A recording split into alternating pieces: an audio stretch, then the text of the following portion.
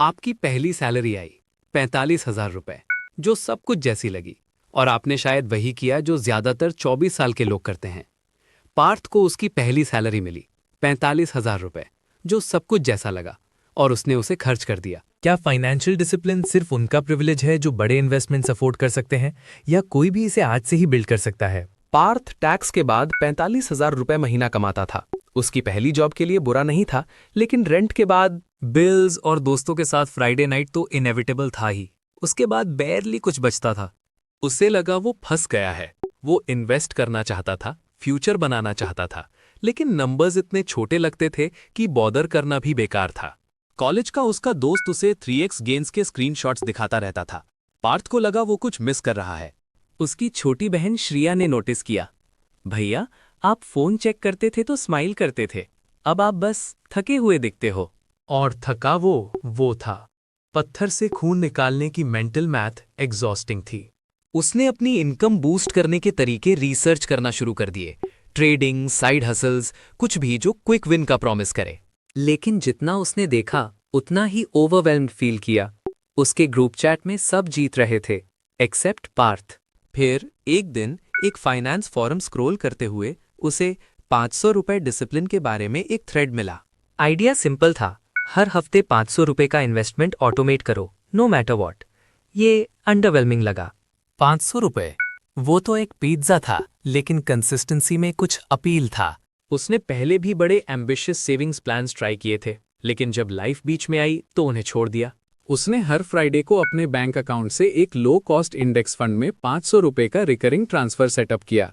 उसे बैरली पता चला कि वो चले गए, लेकिन फिर कुछ इंटरेस्टिंग हुआ। This is habit stacking. Automate 500 rupees per week. Friction इतना लो है कि आप मना नहीं कर सकते। हर सक्सेसफुल वीक को मार्क करने के लिए एक सिंपल कैलेंडर ऐप यूज करें। अनब्रोकन चेन का विजुअल अपने आप में एक रिवॉर्ड बन जाता है। हर 4 हफ्ते यानी 2,000 रुपए इन्वेस्टेड के बाद अपने आप को एक स्मॉल रिलेटेड रिवॉर्ड दे। एक फाइनेंस बुक, एक फाइनेंशियल न्यूज साइट का प्रीमियम सब्सक्रिप्शन, कुछ ऐसा जो उस आइडेंटिटी को रीइंफोर्स करे जो आप बिल्ड कर रहे हैं। आरबीआई डेटा एक्टिव इन्वेस्टमेंट्स की तरफ एक ग्रोइंग शिफ्ट दिखाता है, लेकिन सबसे बड़ा हर्डल हैबिट कैप बना हुआ है। लोग जानते हैं कि उन्हें इन्वेस्ट करना चाहिए, लेकिन इंटेंशन को कंसिस्टेंट एक्शन में ट्रांसलेट करने में स्ट्रगल करते हैं। किसी ऐसे व्यक्ति के लिए जो 45,000 रुपए प्रति महीना घर ले जाता है, 500 रुपए हर हफ्ते सेव करना उनकी प्री टैक्स इनकम का लगभग 5% है। 12% एनुअल रिटर्न पर निफ्टी 50 का लॉन्ग रन एवरेज गारंटी नहीं। वो 500 रुपए प्रति वीक 20 सालों में 6.7 लाख बन जाते हैं। पार्थ ने फ्यूचर्स कॉन्ट्रैक्ट के लिए अकाउंट ओपन किया। 10,000 रुपीज रेडी। वो रुका। उसकी उंगली बाय बटन पर हॉवरिंग कर रही थी। उसने ऐप क्लोज कर दिया। अगले फ्राइडे 500 रुपए उसके इंडेक्स फंड में गए, ना कि किसी रैंडम टिप में।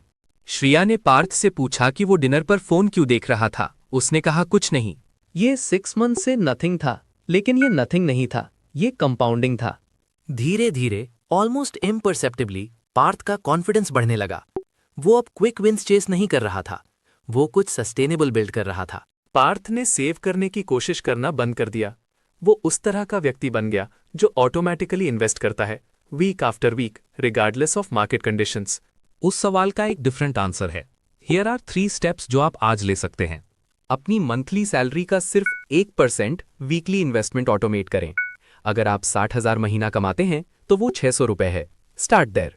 एक अकाउंटेबिलिटी बडी ढूंढे, कोई फाइनेंस गुरु नहीं, बल्कि एक दोस्त जो बेटर हैबिट्स बिल्ड करने की कोशिश कर रहा है।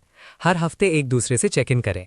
अपने इन्वेस्टमेंट गेन्स का 5% जब वो आए, अपने आप को एक लर्निंग रिसोर्स ट्रीट करने के लिए यूज करें। एक फाइनेंस कोर्स, एक बुक, एक वर्कशॉप। इसे 1% एज कहते हैं, और ये वो तरीका है जिससे टाइनी हैबिट्स टाइम के साथ मैसिव वेल्थ क्रिएट करते हैं। अगर 500 रुपए प्रति सप्ताह को 6.7 लाख रुपए में टर्न करने का आइडिया अभी जस्ट लैंड हुआ है, तो इसे एक व्यक्ति के साथ शेयर करें। पार्ट 2 नेक्स्ट वीक ड्रॉप होगा। सब्सक्राइब करें ताकि आप 500 रुपए पर वीक से 6.7 लाख बनाने का पूरा प्रोसेस मिस ना करें। क्या फाइनेंशियल डिसिप्लिन की प्राइस एक हाई इनकम है, या सिर्फ एक कंसिस्टेंट हैबिट?